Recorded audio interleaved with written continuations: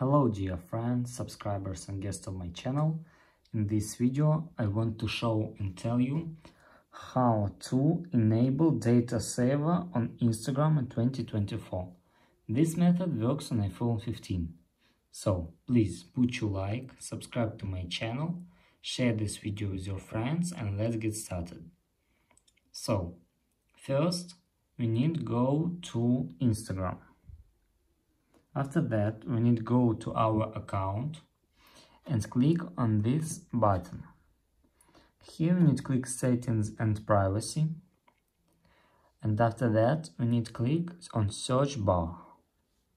And here we must enter data usage. And after that, click on this button. And here you must click on this setting. You must turn on. And that's all. This is very easy way to do. If you enjoyed this video and found it helpful, please put your like, subscribe to my channel and share this video with your friends.